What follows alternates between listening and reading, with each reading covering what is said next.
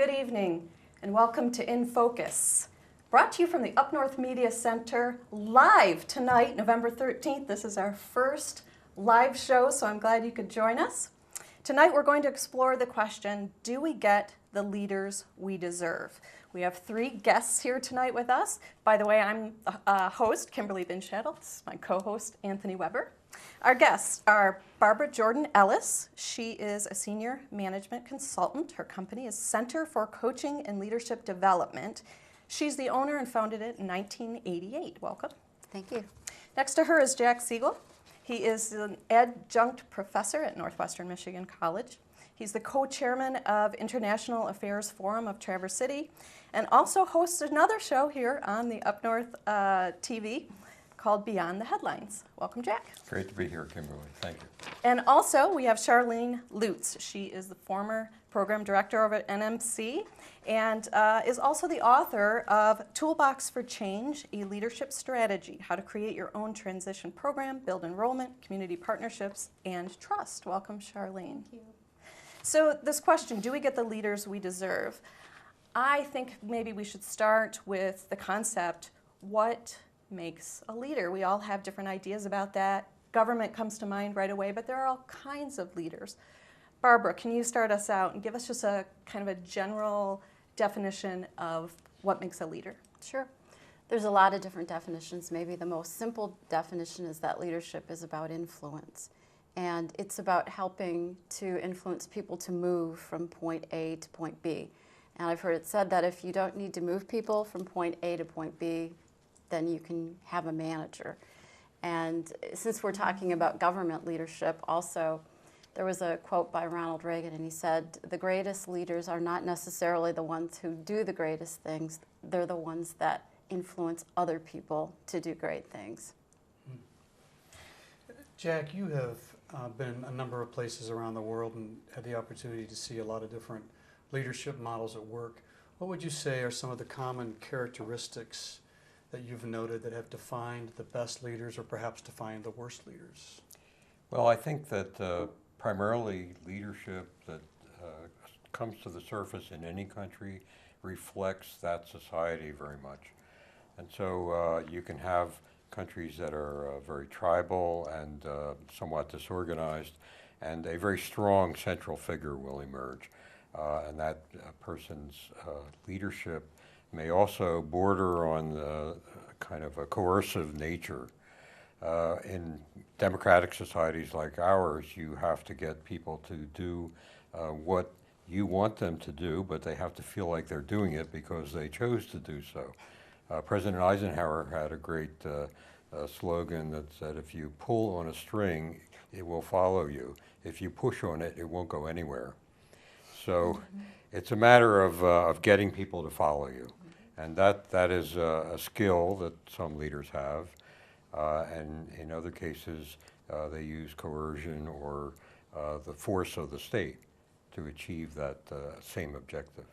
It sounded almost like you were saying that in the nations where there's the most chaos, perhaps on the ground, is where the more chaos there is, the stronger of a leader rises to the top.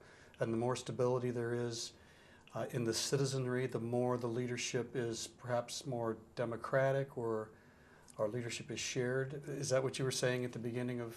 Yes, I think that's a good summary. The fact that we have a very democratic system, you know, we are very critical of it, and particularly right now. But in fact, we do get to choose our leaders, and we get to decide what it is they're going to focus on.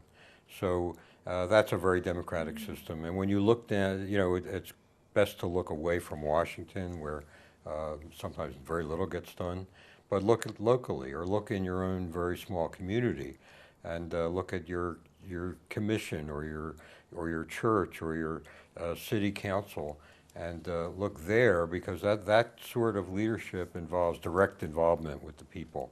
That's not dissimilar from what you might see in an Afghan village, where the village chief has to interact with the other elders.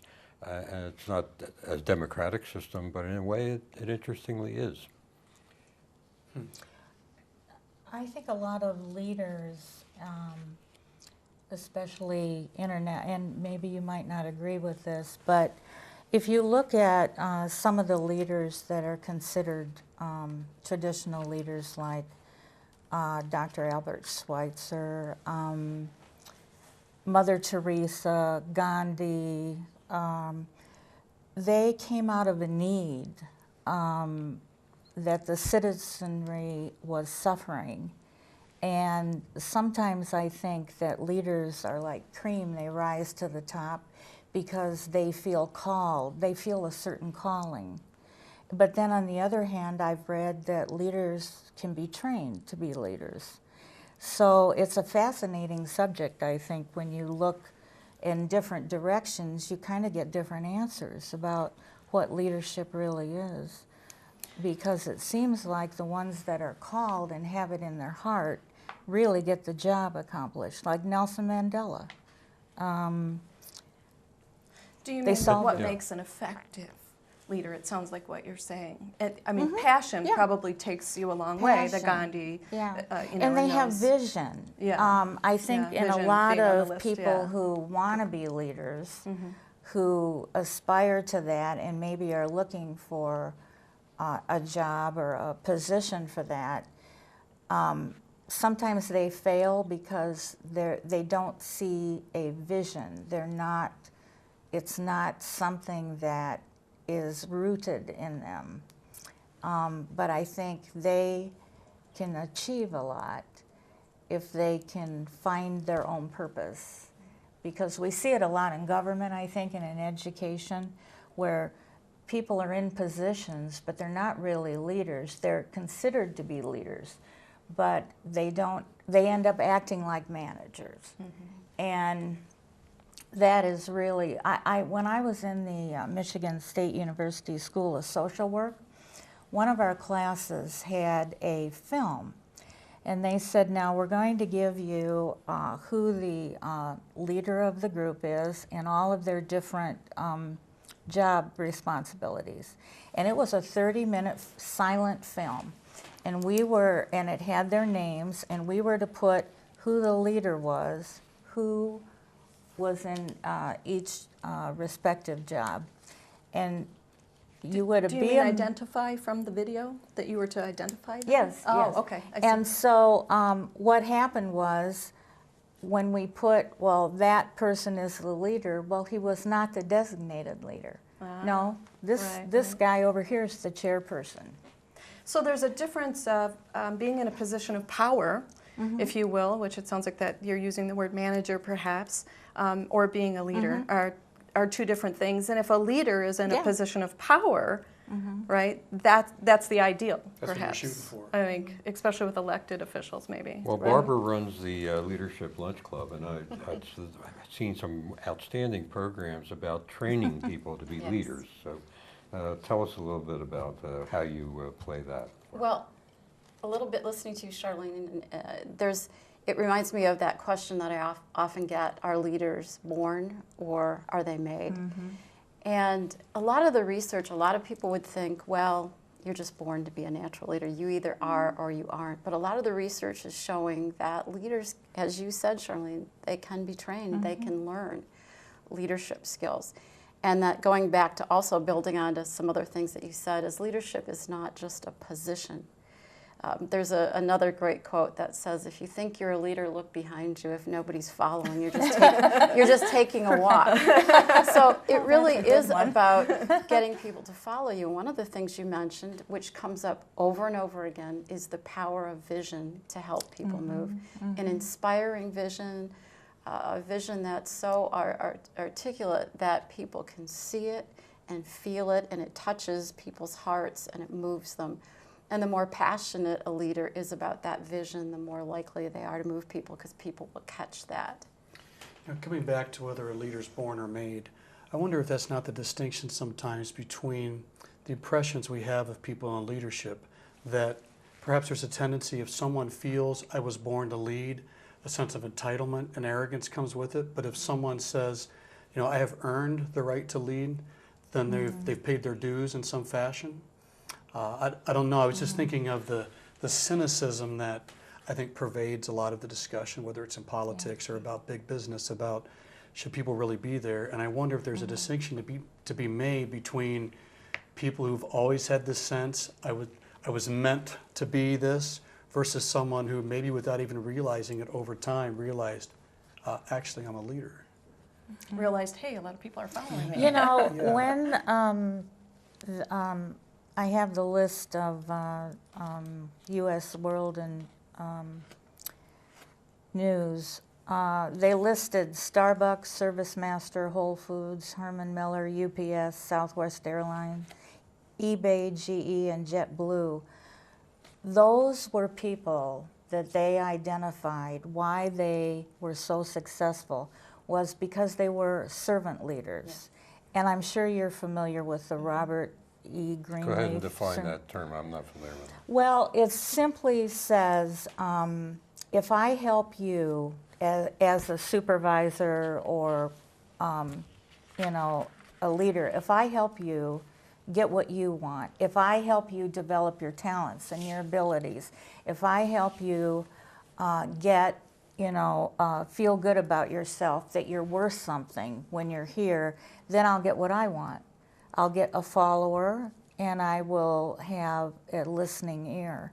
And they identified that all of these companies had those characteristics of servant leadership, where they, you know, basically began that way. Where's the need? Who you know, who can do what? And they identified the talents and the abilities, and it meant for closer interpersonal relationships, and it was kind of a synergistic approach to building teams. So it's better to be loved than feared.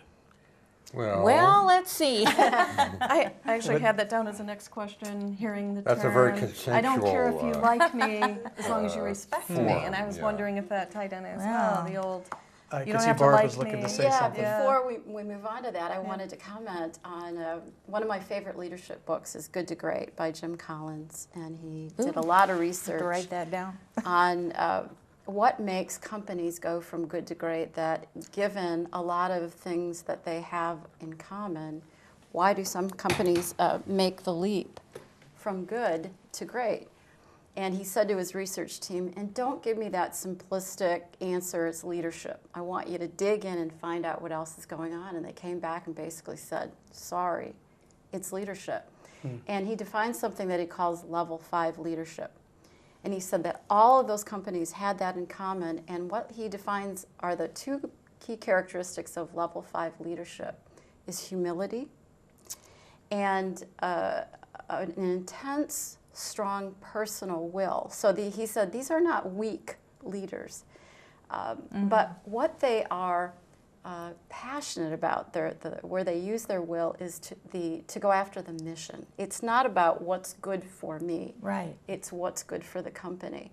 And he said he actually dispels the myth that the greatest leaders are these charismatic leaders. He actually says sometimes they're the ones we don't even notice. Nose down, they're just focused on the mission. It's not about them. It's not what makes them look good. And getting back to our own country, I think people want leaders that are going to do what's best for the people and not just what's best for them. So in politics, we've been focused on charismatic leaders, and that's why we're getting what we deserve. Perhaps, if I'm hearing you correctly, right? We I think tend to it's have a almost different unavoidable view. because I spent a couple of years at the White House, and if there are egos in business, there are super egos at the White House. And everyone who's there thinks they're the greatest in whatever they do. So you have to sort of tame that energy, and the president and the vice president and maybe the other couple top leaders have to harness all that energy. But they cannot in that context be kind of back from leading. They have to be very strong and decisive and Is that because controlling we've in a way. built the pyramid so high that it takes that personality to be able to get into that building? It's such a struggle to become that, to reach that level that everyone there feels that they're so close to the big prize that they want to keep moving a little bit closer. And so it's an extremely competitive environment, but I don't think that's different in some of our corporations, and certainly amongst national leaders, the competition among them has really high stakes. You know, are we going to go to war? Are we going to take that island? Are we going to control that country? As you heard Charlene and Barbara talk about the characteristics of leaders in business or in the community, does that strike you as also true when it comes to national or international leadership? Rarely, I would say that was what I was hearing is part of a society that is civilized, that is not out. They're in the very competitive, uncivilized world of commercial competition, let's say. But when you get into where human beings interact at a much more basic level, let's say internationally, then civility drops. I mean, you're dealing with Saddam Hussein, or you're dealing with the leaders of North Korea, and there you've got to play a different game, I think. Okay, so here's a question. Ever since you brought up the leaders versus managers, I've been thinking about this. Do you think that the American people in general, when they're looking for leadership now when it comes to governance, do you think they actually want leaders or they actually want managers? And I guess the distinction in my head is, do they want someone with a strong personality who will step up and say, we're going to go this way? Or are they simply looking to put people in who will manage what they want to happen in their life? Does that distinction make sense? I think they want it all, really. I think they want the president to be decisive and Machiavellian.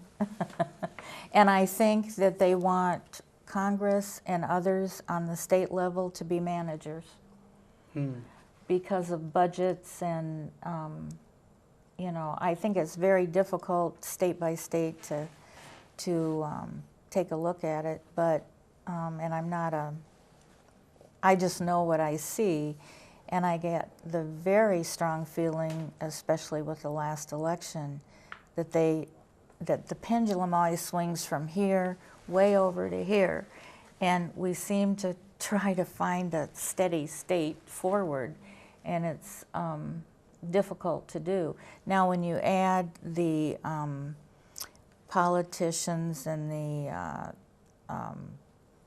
coast-to-coast stops along the way where they aren't quite honest about, or they can talk a good show, then I think people, especially the young people, believe what they see and hear on the internet as fact. And so they're very impressionable because they're, you know, very moved by that. And of course, when you get something like the internet, you're dealing with people's, not only what they see, but what they feel and what they hear. And that's what ads do on TV. So I think politicians are pretty savvy now. They're everywhere. Tugging at heartstrings and those kinds of things, right, rather than putting right, forth. And unfortunately, much of our youth do not think critically. They're skimmers and scanners, and they tend to believe what they see.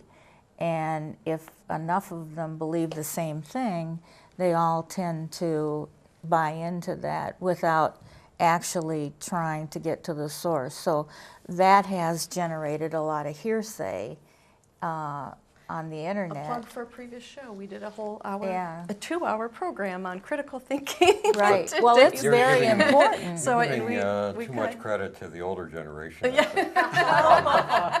You know, if you watch the talk shows or you listen to the talk radio, I don't hear a lot of serious debate going on. I hear a lot of shouting going on. Yeah. And Talking also, there, yeah. That's true. and this is That's a true. serious threat, I think, to our democracy, that people are getting what they want to hear from a particular small group of sources.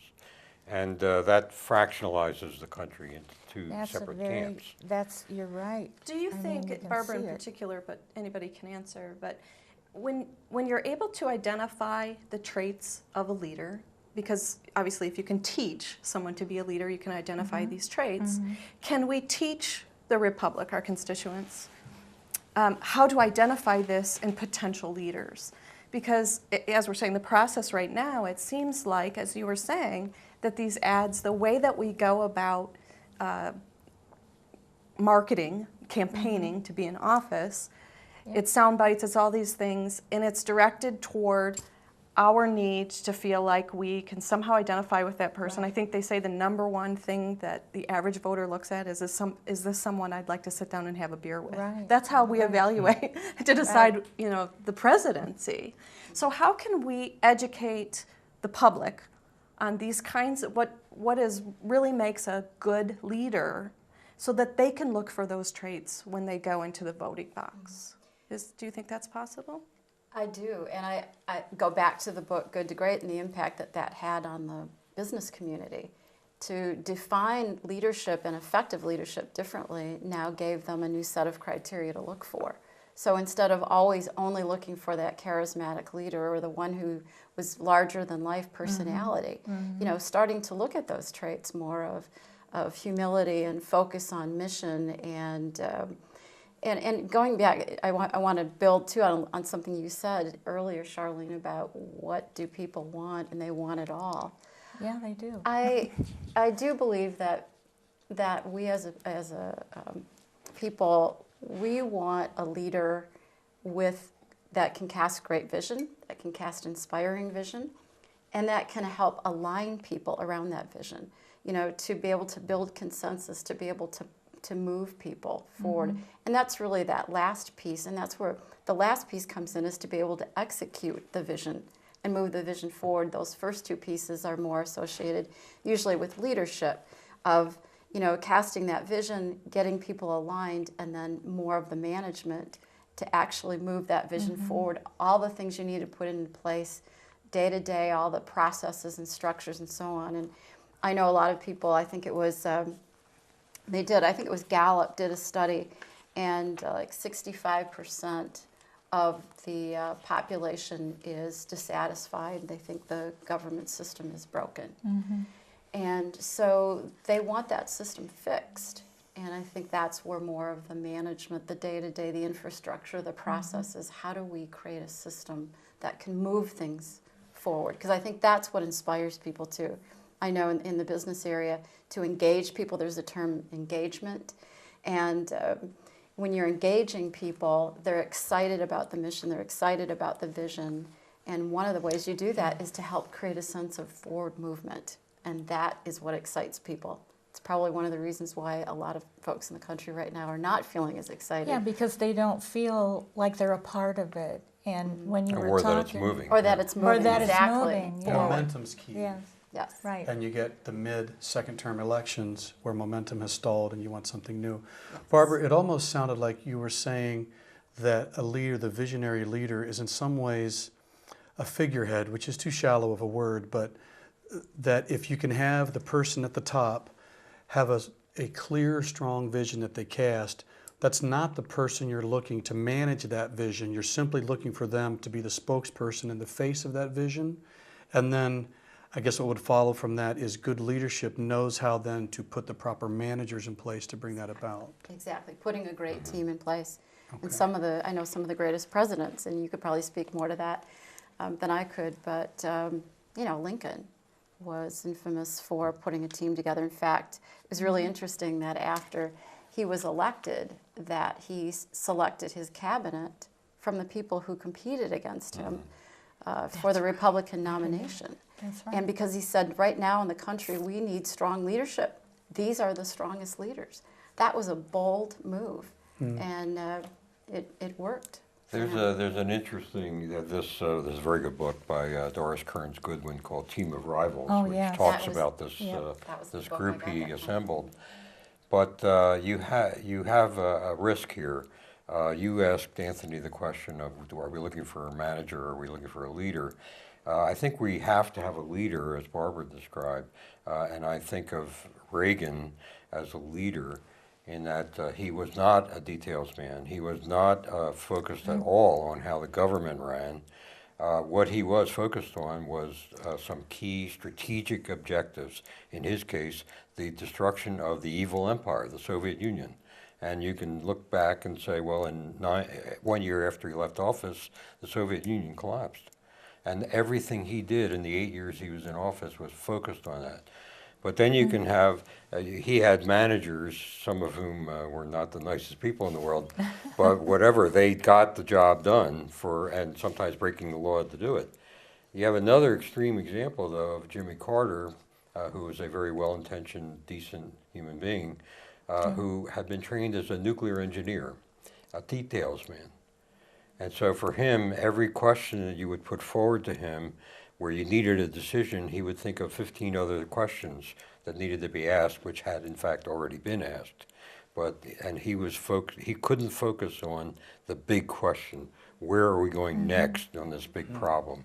And so that's a danger of hiring an engineer or a community organizer maybe to be president, because they're managers in their mindset. And what you need is that visionary leader. Well, to add to that, if you're that kind of leader, you have to have enough confidence in yourself that you're not threatened, like Lincoln wasn't threatened by any opposition. So you have to know yourself and be comfortable in your own skin in order to invite people that know more than you do, because you can't know it all.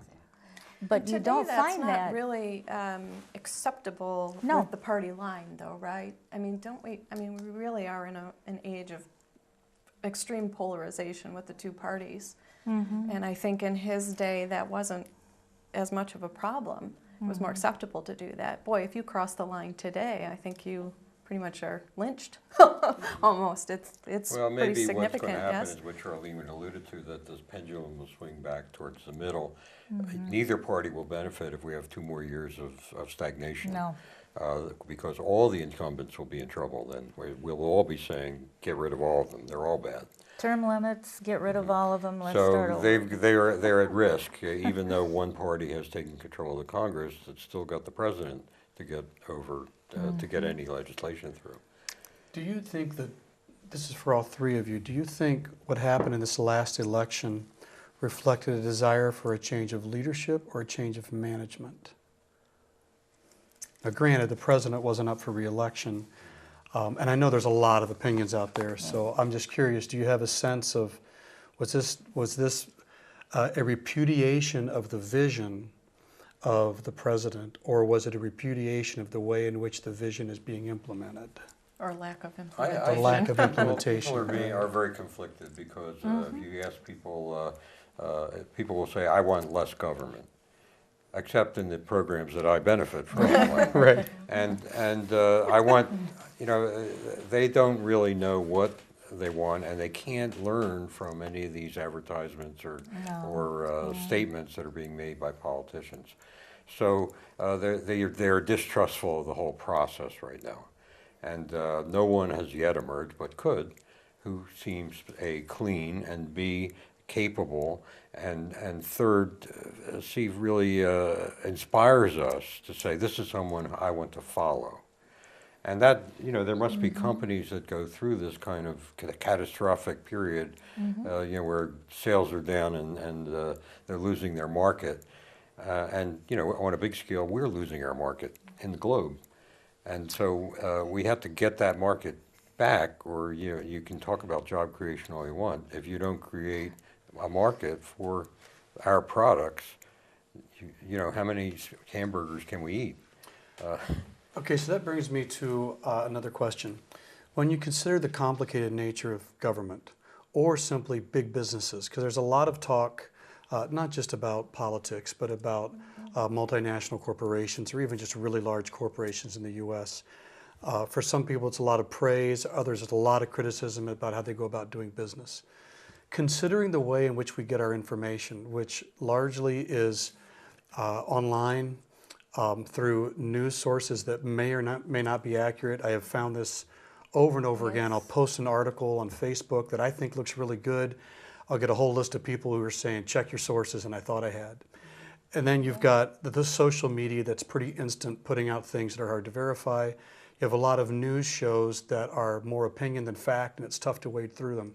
Do you think that the average person is even in a position to know what is good or bad for them or for a business or for the nation? And I don't mean that in a question as if everybody ignorant. I'm putting myself in that category.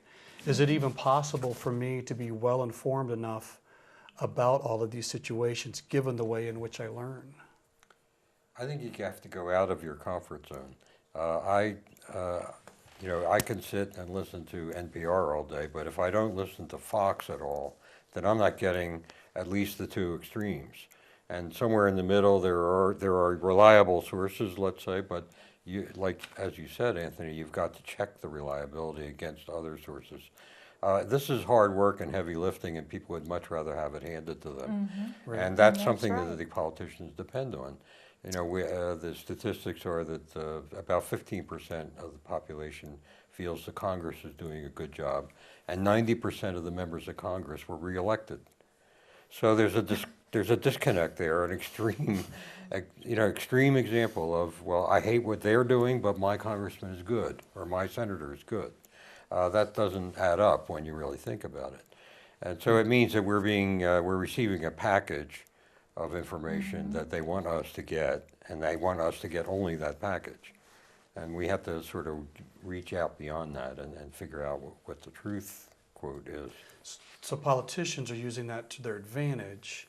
Do you, Barbara, in your experience, do you think businesses also use that to their advantage, or are they more inclined to respond to the desires of their constituency, for lack of a better term? And can you clarify when you say businesses are using that? What do you mean? Oh, just talking the way in which information can be manipulated so easily online, that politically it's very easy to realize people just want stuff handed to them so they don't have to do the heavy lifting as Jack described it. In your experience in the business world, have you found that to be true for businesses as well, that they tend to like to have a misinformed, what's the word I'm looking for, not populace, Their employees. Their workforce. their workforce, or even people buying their product? Or do they seem more inclined to be responsive to or to desire to give full information? I think it's hard to hide. You certainly can put misinformation out there, but that's one of the advantages, I think, of where we are with the media. You have a bad experience with a product now, and you can put that online. That's true. I mean, there's websites like TripAdvisor or whatever. It's like, okay, I go to a hotel, I have a bad experience, I put it there. I get a bad product, I put that online. So it takes a little more digging, and that's the other thing too. I think that you asked the question, are we in a position to be informed about these things? I think we can be, but as you said, Jack, it takes some digging, and that takes time, and a lot of us are just so swamped with everything else. It was kind of scary because in this last election, when I was in the voting booth, I heard the person next to me say, I don't know, I guess I'm just going to guess. And I think a of the lot. millions That's to try to get to that. Canceled your vote out. So how many? It takes a lot of work, as Jack said. It takes a lot of work to really sift through everything out there. And like you said, Anthony, you get one piece of information, and then a little while later you find out that there's really other information out there. So somebody had that other information. It's just how much time do we have to, on an ongoing basis, to go out there and do that kind of research on all these issues? Well, you add to that, I was a journalist. I have a journalism degree. And I was a practicing journalist. I had a column for 3 years, but 12 to 15 years. And that was right out of college, and I traveled around the world. And at that time, for journalism, I was an investigative reporter, and I had to have, before they would print anything, I had to triangulate my resources, and I had to have 3 people who, if I were challenged, would come forward and say, yes, I said this, yes, I did this. Now, I just did some research. I went to one major network online and one, on cable, and I thought, I wonder if they're covering this. So I went online, not a mention of, and it was hot news today, but not a mention online of any, you know, I don't want to mention names, but I thought, today you're also competing with the networks who don't always give the news like they used to. And you have, if you're a wordsmith, you have to listen to how they give you the news. Because if they ask an open-ended question, pretty soon the whole population is accepting that as, I'll bet you that's right, without any investigation, without anything. And you add to that, no wonder we're in chaos. You're shockingly suggesting that the news is manipulated. I am. I am Other than a show now, like yes. this. Other than a show like this. Actually, the first thing you would do at the White House or the State Department in the morning was prepare the news briefing. That was the #1 priority in every day. And the Secretary of State or the Vice President or President would spend their first meeting talking about what they're going to say about the hot issue of the day. So it's constantly being manipulated. It also, I mean, if we look at where we are today, right now, we're at war in Syria, Iraq, and a few other places, and not to mention Afghanistan. We're being told the war is going okay in Syria, but if you dig a little further beyond those first news bites, you find that actually our allies have been decimated over the past weekend. We're going to have a guy talking about Saddam Hussein here for the International Affairs Forum on the November 20th. And he spent years dealing with Saddam Hussein. And he really got to understand him. And that level of understanding is something you gain from a lot of experience, which I would say in the way news used to be, we had reporters embedded out there, living in Baghdad. And now the shelf life of an item on Yahoo is about 20 minutes. And then they move to another item. So they're constantly changing it and checking 3 sources, forget it. That's Doesn't when happen. news was news and now it's entertainment, right? Yeah. I want to go back a little bit to something one of you said a while ago. I'm wondering if a big part of the problem with getting the leaders we deserve, as far as in our government here in the U.S., is actually a flaw in the way that we vote. And by that I mean, we want to elect a leader, particularly for the White House, who does have that grand vision, right, and what's best for the state, what's best for the United States. And we might all agree to that, we might all think in those terms. But when we go into that voting box, right, it really comes down to the fact that humans are egocentric. We're worried about ourselves, our families, our immediate world. And so when one side says, well, I'm for a tax refund and you're going to get your $1,200, and you're thinking, I need that for Christmas money. You know, it's really all about what do I get out of this? And those are conflicting ideas when it comes to how we determine who we vote for. And I'm just wondering if part of this is because there's such a trend or opinion now to go more towards a popular vote. You know, people want to do away with the Electoral College and that. And I'm wondering if we do need to think more in terms of smaller populaces voting, leaders for those groups, and then a leader for that group, and then a leader for that group, perhaps to the top. Can any of you comment on? I know there's like a rule of 300 that works in here too. Like we can only know 300 people, and that kind of ties into how we can be a community, right? Our community is not somewhere distant in Washington, D.C. It's right here in this studio, in this community that we live in. And so we do. And if you look at the local media, we focus on things that are going on here. You know, should 8th Street be changed? Should we have a homeless shelter? Issues like that are the key important issues, and they are the hardest ones to deal with. And I don't envy local officials at all. I think they have the hard job because they usually have the least resources. But we then miss the opportunity to say, well, wait a minute, the reason we're in the situations we're in financially and with regard to our job structure is because of big decisions that are made way off in Washington. So, and we can endorse those, but we should connect those to something that's going on here. So the United States will spend $1 trillion a year on defense. $1 trillion a year. We spend more than the next 10 countries combined. So when we spend that kind of money, those are choices. And they disappear because they're off there in Washington and they're buried in different budgets. But in fact, that means that's $1 trillion we're not spending on our kids, on our roads, on our information superhighways. All those things are not happening. And I think it's hard to get people to make that connection. I think business is very good at it. They can see right away, if I don't invest in future technology, I will get left behind. And do you think this is tied to this feeling that we're all sensing that we're approaching a boiling point?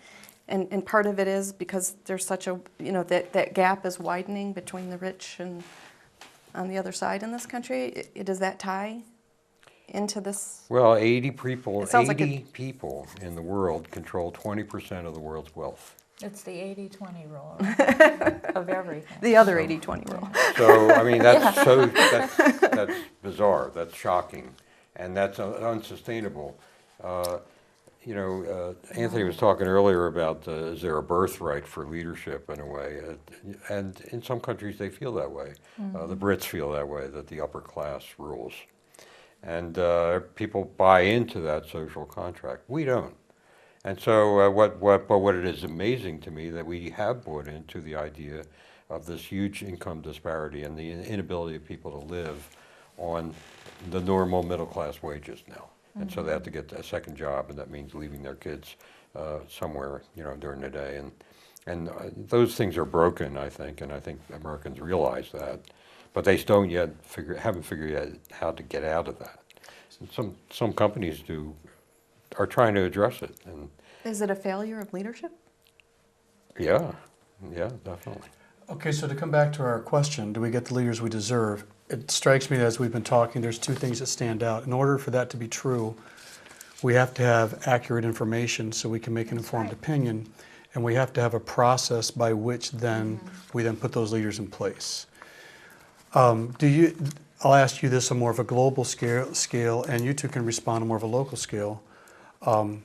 Jack, for you, how do you think America stacks up globally in its ability to inform its citizenry accurately and then provide a system that will then lend to representatives that actually embody what they're trying to accomplish? So that would be my global question. And Charlene and Barbara, just more on a local level, do you see that at work? Do you think in our smaller communities that we have the ability to truly learn the things we need to learn, and then our votes matter, our impact counts? So Jack, if you want to start with that. Yeah, I think that's a huge question. Well, I'll give you a shorter answer. I asked you about the whole world. That's pretty big. Well, let me put it this way, I guess, that we have the tools at our disposal to be an informed electorate and to select the best available leaders.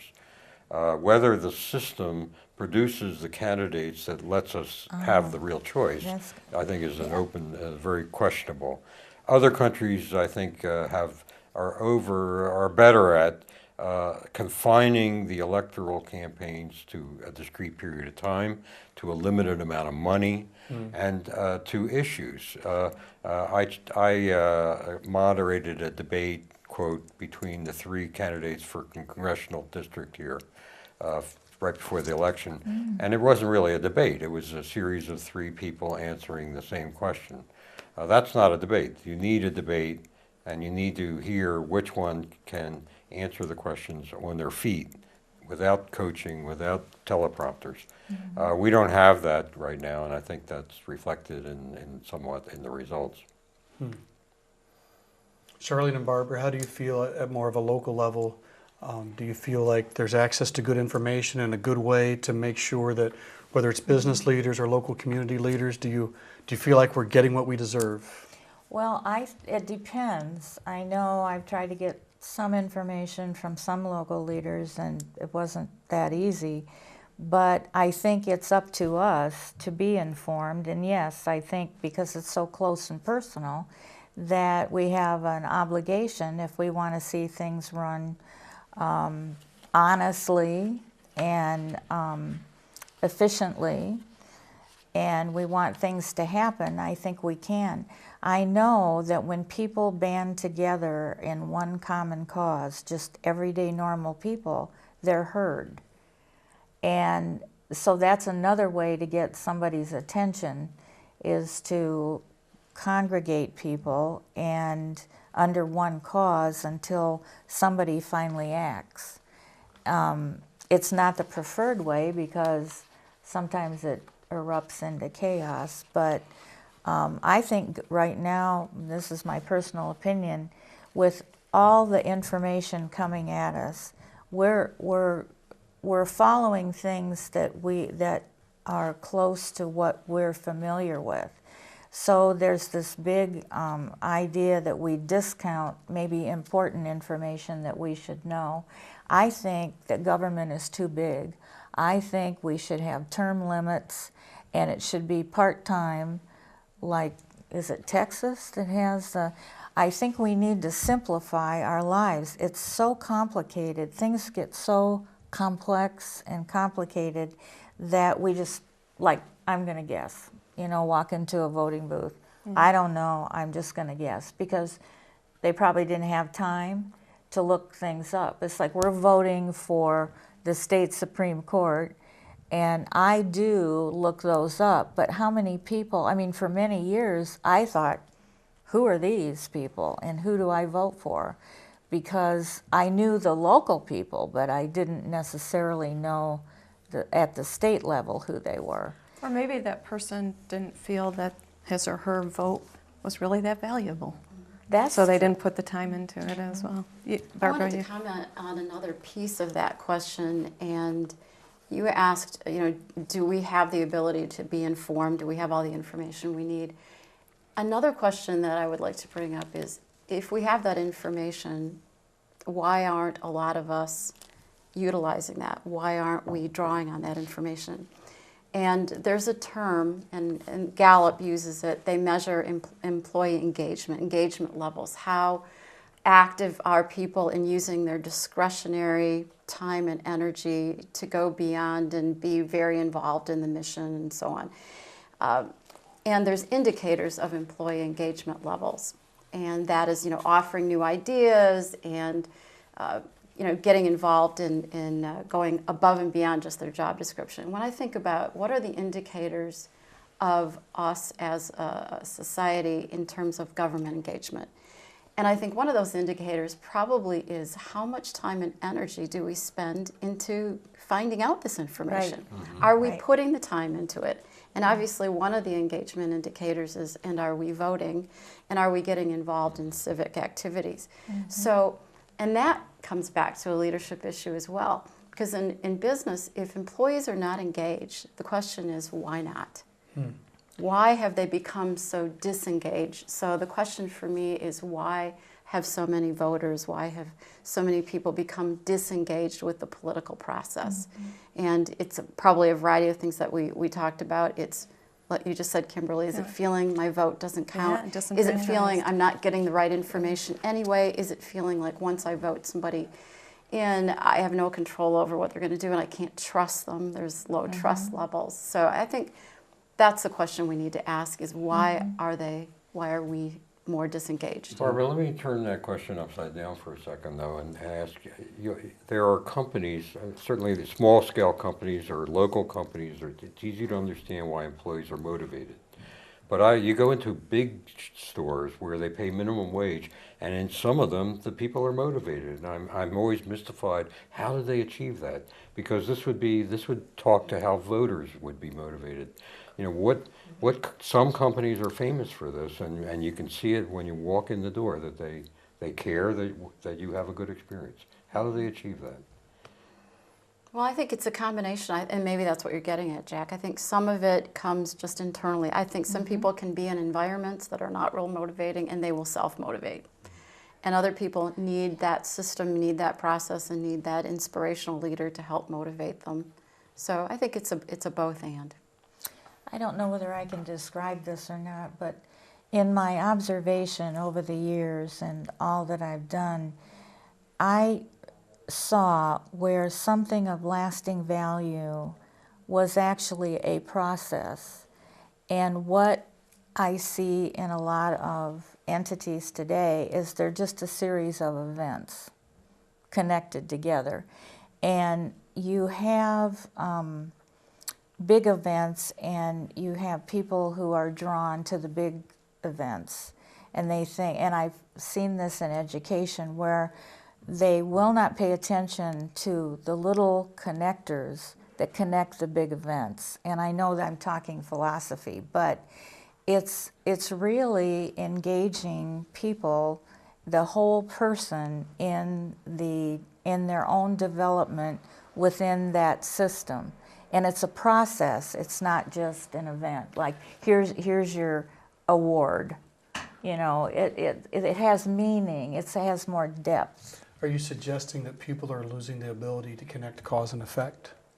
That they're seeing kind of a fragmented, here's an event, here's a situation, and not being able to see how they all interact with each other, and there's a ripple effect. If you affect this area, it affects another area. Well, have you read The Fourth Turning? I have not. Do you remember that book? I should have brought the chart tonight. But it was predicted in my age group anyway. We're entering our last third of our life.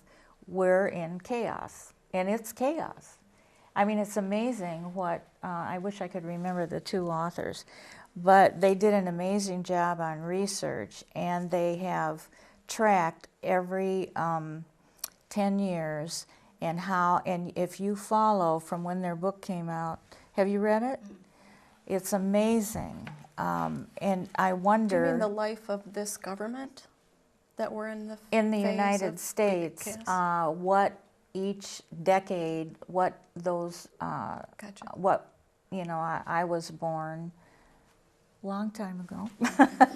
But in my age group, they predicted that we're entering chaos, where old systems are broken down, that we're tossing out the old, and it's uncomfortable, but we're in the wisdom stage of chaos, but they've named each stage, and the fourth turning is, this has happened since the beginning of time, and they have been able to trace it so they can predict how we're moving through Well, you're space. killing me here. Where are we going to be next? Are we going to pull out of this thing? I should have brought the book. Yeah, well, yes, we are. Okay, so we're going to get an chaos overhaul. comes We're in going to new get the order. leaders. A new that we- order. I think they call it a new order. order. Is that? I Yeah. vaguely recall it. I mean, Yeah. we are in this cyclical Yes, stage all that's the time exactly right. of creating something and then it falls That's apart. right, then and we we're recreate. moving forward through time doing that. So we're not stagnant, but I got the book out from my library, and I thought, oh my gosh, it is chaos. So the 2 minutes that we have left, quickly, where do you think we are headed? Will we get it's a nice segue to where you were going there. Will we get the leaders that we deserve? I think we deserve in the positive Are you sense asking, of the are term. we moving toward fixing what's broken? Are we moving there? Are we going to get the leaders that we truly deserve? Fairly Well, soon? I'll start. I think the level of frustration is so high that we will insist on a little more clarity of what we need. I would say it's urgent that we get such a leader, because we face a very dangerous world, a very chaotic world, and we need strong, clear leadership with a strategy for getting us through this current troubled time. Yeah. Do you have your eye on one for our next election by chance? Well, we have 2 years. We'll see what We'll comes see Any up. who predictions? emerges. Just think, Saddam Hussein, people like that, that's who we're dealing with. We have to have somebody who's strong enough, self-confident enough, and she should also be empathetic and capable. I caught that. I caught that. Well, that didn't tell you which party I'm for. You said we were in a critical time. That same statistic that I read about 65% of Americans feeling dissatisfied about the system said that 79% of them said that unless we do something with leadership, our country is going to be in a real decline. And so I think I agree, Jack, just a lot of concern about where we're going. I don't know exactly where we're going, but I think a lot of people feel that sense of urgency to do something, and oftentimes that's what it takes. And I know just dealing with change, and I know you deal a lot with change, but one of the change management pieces is to really make a change is to create a sense of urgency to have to change. So I think that will help move people out of apathy to a feeling like we have to, and it'll be hard to not do something. There's nothing like a crisis to move people to, I think we better act. So what's true for individuals is true for cultures. We usually don't change until we have to change. Yes. Culture's the same way. Mother of necessity, something Yeah. like that. Jack, glad to hear a woman's on the horizon. Better on it. Thank you Gotta do better. so much, the three of you. Thank you for joining us thanks. here. Thank you for having us. Yes, and thank you at home for joining us here live tonight in the studio at the Up North Media Center for our show, In Focus.